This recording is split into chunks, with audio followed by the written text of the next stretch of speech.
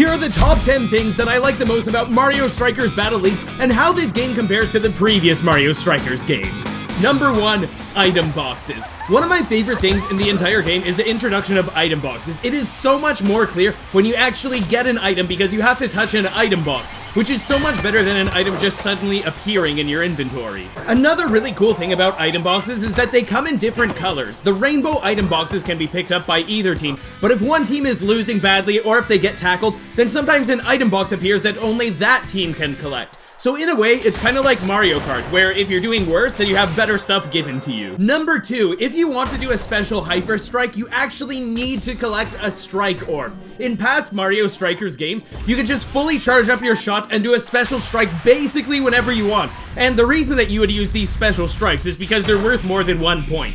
Since these special strikes are worth multiple points, you would basically want to use this attack whenever you possibly could in the past games to score as many points as possible.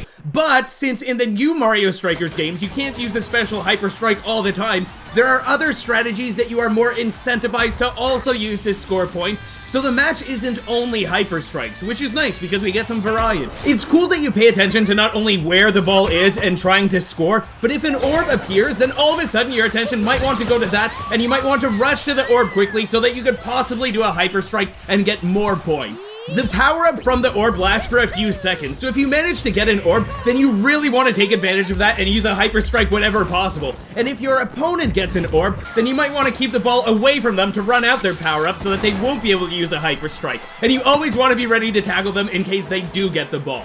The orb being required for Hyper Strikes instead of always being able to do them has to be one of the coolest things in this game, and this is fantastic for balancing the game and making you use other techniques also.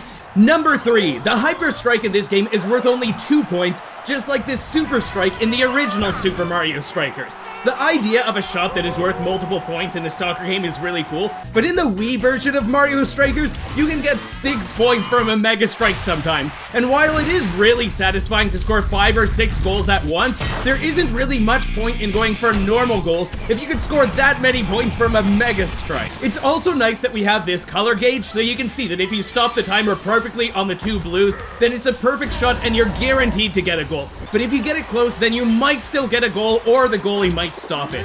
One more great thing about Hyper Strikes in this game is that all of your characters can do Hyper Strikes, and in the past Mario Strikers games, only the team captain could do Super Strikes and Mega Strikes. Number 4, the timing for shots, tackles, and everything. I absolutely love the way that tackles have risk and reward. If you hold down the tackle button for longer, then you have a stronger tackle which can knock down your opponent for longer.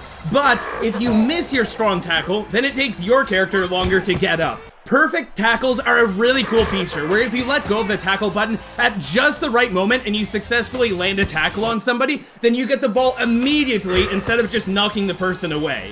There's also a new tackle feature where you can tackle your teammate into another player, and it is difficult to get right, but when it works out accidentally, it is great. The way that the game uses timing for shots, tackles, and passes, this makes the game incredibly engaging because it requires constant attention, and perfect inputs can benefit you at any moment during gameplay, but they aren't necessary, and it's okay if you don't always get a perfect tackle. This is a great way of rewarding players who put in more practice and become more skilled at the game. Number 5, I really like character strength and weight in tackles. Stronger characters like Bowser can tackle others more easily, and they can also withstand tackles from others better. There are some fast, weak characters that need a fully charged tackle to bring down a slower, stronger character. For example, Princess Peach needs to charge up a tackle to bring down someone like Bowser. There are different games that do make use of similar mechanics, and I often hear people bring up Super Smash Bros. When they talk about this, but this Mario Strikers game makes amazing use of this mechanic, and it is really fun to experiment with different characters because each character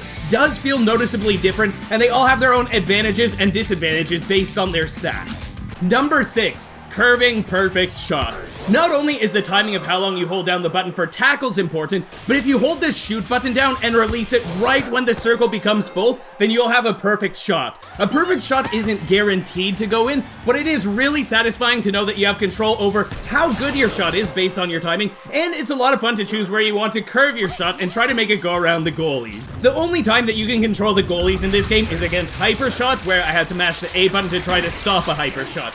In Mario Strikers Charge on the Nintendo Wii, there was a little motion control event where you had to actually stop soccer balls that were coming towards you, and that was unique and it was fun to do, but I'm glad that there isn't forced motion controls in this Mario Strikers game on the Nintendo Switch. Number 6.5. This is a bonus fun thing, but I just have to say that Rosalina's stats are fantastic. She's like a faster, slightly weaker Bowser, and I absolutely love playing as Bowser and Rosalina. Both of them are amazing. Number 7. Your attention and focus are constantly shifting in the game. Your main goal in the match is, of course, to score more goals than your opponent, but it's not like the only thing that you're doing is trying to have a breakaway so that you can fully charge up a shot and use a special strike. Sometimes you're paying attention to where the ball is going. Sometimes you're making sure that your timing on the tackle will be good. Sometimes you're chasing after items and orbs that are suddenly appearing. Your focus isn't only on the ball, but you're reacting to what is occurring on the field and your opponent. Number 8. There are very creative hyper shots in this game. One of the coolest things aesthetically about the game is that different characters have different hyper shots. Whether it's Bowser breathing fire onto the ball and throwing it like a baseball, or Luigi, who looks like he might have a plain hyper strike at first, but then a green tornado appears that sucks up people into it. And the hyper strikes also have some interesting abilities on the actual field. I love Rosalina's special strike not only because she's such a great character to play as, but it's cool to see her kick the ball all the way up into space, and it comes back and everything in her path gets frozen when she actually kicks the ball. And Peach's ability is hilarious. I love that the ball gets shot in the shape of a heart, and one of the funniest things was when this happened to me in a game. The goalie had hearts in his eyes, and even though he stopped the ball, he turned around and threw it into the net, and it counted as points for the other team. Okay, I'm getting ready to mash the A button. We're gonna have to mash A now. Let's go. Okay, very nice. Very nice. Now then... No! No! No, you fool! You fool, you threw it! No! Number 8.5. Another bonus one in this list, but the scaling of difficulty in this game is fantastic. The earlier cups in the game are super easy when you're first getting used to the game and how it works and getting used to the controls, and the CPUs in the later cups, like the championship cups, are actually great at dodging and they do put up a challenge.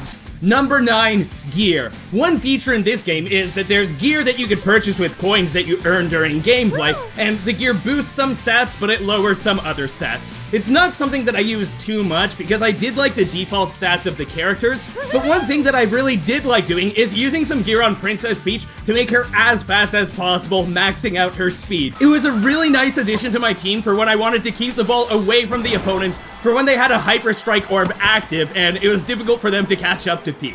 And number 10, the game actually exists. It is a fantastic sequel, and I'm really glad that we get to have another Mario Strikers game. The original and the Nintendo Wii version of Mario Strikers are both fantastic, and the Nintendo Switch version is very enjoyable, and it's a great way to have a few hours of fun go by very quickly. You might like my video where I made a custom board and I added it to Mario Party Superstars on the Nintendo Switch. Thank you so much for watching. I hope the rest of your day is a very great one, and take care, everybody.